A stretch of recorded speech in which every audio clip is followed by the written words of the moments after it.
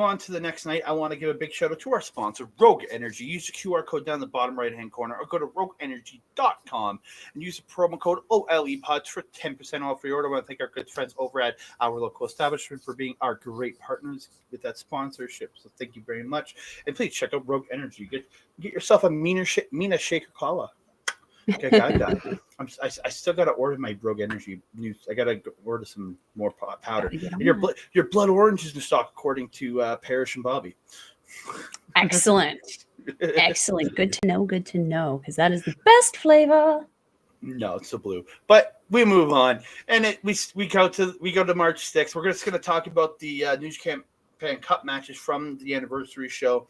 Yes, we have Shota Umino and versus Yujiro Takahashi. Peter's back. We got an interpretive dance, but Chris Charlton didn't tell us what the interpretive dance meant. Or Kevin didn't tell us what the interpretive dance meant. I was kind of like, what the hell, Kevin? Come on. Give us. You'll just have to ask her and him to do it again, maybe, and see if that works. The only disappointment with Yujiro losing this match is that we're not going to get to see Peter come out for more New Japan Cup matches. She may show up for other parts on this tour, but not. I don't know if you follow Peter on Instagram and whatnot, but if you don't, I'd highly recommend. She does do a lot of modeling and stuff like that, but she has been in Brazil, I believe, for the last little while, doing the carnival stuff down there. So she wears those fantastical, massive outfits and walks in the parades and stuff like that. First Japanese woman to do it, according to Chris Charlton. Yeah, and I'm not gonna lie, I've done that before. I've actually gotten some of those things and put those fan things from Mardi Gras on my shoulders. Those things weigh a ton. So for her to be able to not only dance for hours, but dance for hours in platform stiletto thigh-high boots with a 50-pound fan of feathers on her back, give this girl a medal. She's stronger than Yujiro at this point. Yeah, she's stronger than any of these wrestlers. Getting back to the wrestling, though, you guys. Yujiro didn't let Shota completely disrobe, who took, I'm not going to lie, he took his hot time getting to the ring and his intro. Shota was really hamming it up with the crowd, and I really like it. I like that he was, saying hi to very people. Naito-ish. But Shota very Moxley. Out of nowhere just attacks Yujiro before the bell. Before he pulled even the house torture. Yeah, he still had his stupid ass furry pants on, which I hate. Which Yujiro, mercifully removed for us. Thank Christ, it's the one good thing Yujiro's done other than his Fisherman Buster. Yeah, I'll say I enjoyed that. I just hate those goddamn furry pants. They look so stupid. I mean, anybody having their clothes ripped off is kind of funny, right? Especially in professional wrestling. But getting into this match, Shota, I noticed in this match, has this almost stylistic over animation that I've come to love in Saya Kamitani, where she, instead of just going, "Whoa," he's going, "Whoa." And for me, it works. He's got a very handsome face, but he's also got a very animated and expressive face. Mm-hmm. When he's just kind of RBF, resting bitch face, kind of just looks like everybody else. Like the picture. Yeah, he just kind of looks like everybody else. But when he's in that Shota character and he's playing to the crowd and everything, he's very animated. He's very Hiroshi Tanahashi. I absolutely loved it. I felt that this match was a fun evolution with Shota, doing the bite that Yujiro always does. They had a lot of fun with this one, and commentary kept mentioning, Uncle Huge, mentioning how Shota grew up in this business, hanging out with Yujiro after his showings with Naito, when Naito and Yujiro were tagging together. It was really nice to have that added to the story. It made this match feel even more nostalgic and sentimental for me. Andre, what'd you think? I mean, the match was fine. Again, Yujiro outside of his suplex, I don't like watching him wrestle. That's fair. Even though he's wrestling such a good hand in Umino, I didn't care about this match. I honestly didn't care. It was a fine match, but there was a lot of House of Torture shenanigans that got involved. Sho getting on the apron, and Yujiro trying to low blow Umino, but it getting stopped. But Yujiro getting that intercollegiate slam and pimp juice, and Shota kicking out.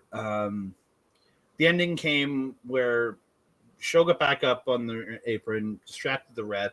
Yujiro got the low blow, goes to hit Shota with the cane, but Shota dodges.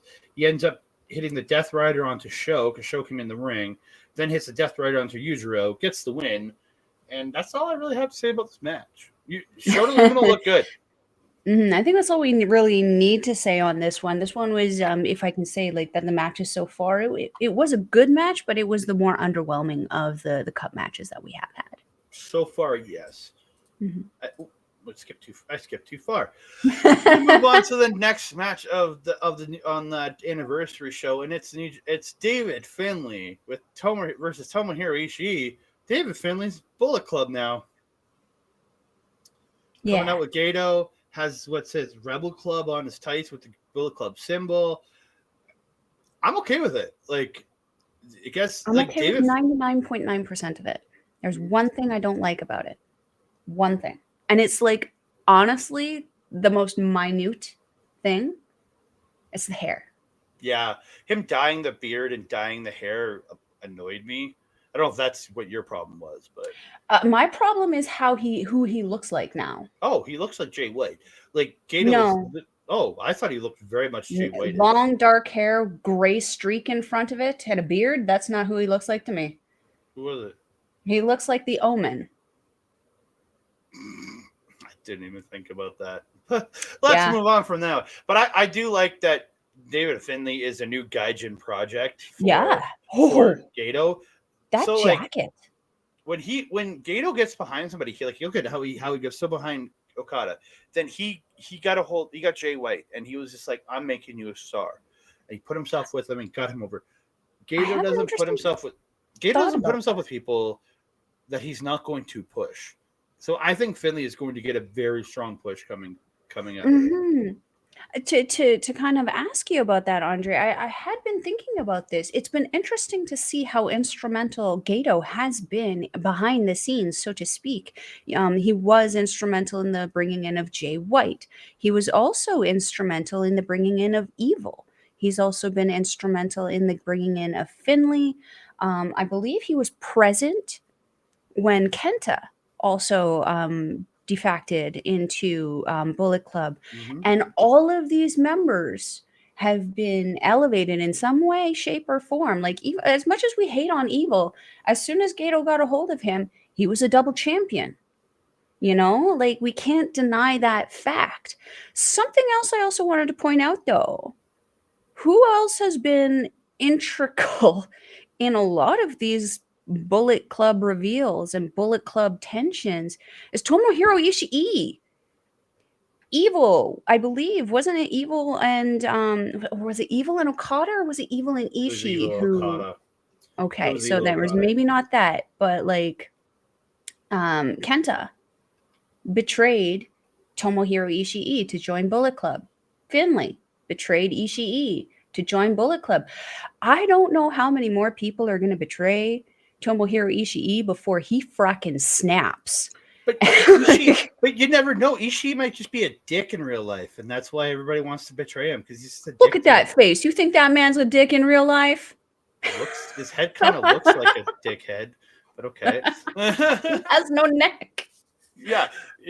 But we'll get into the match itself here. Finlay attack him for the bell. Very Bullet Club, House of Torture-ish. Yes.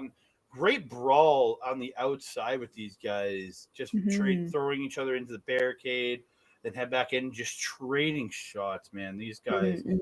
Great Blue Thunder bomb by David Finlay here.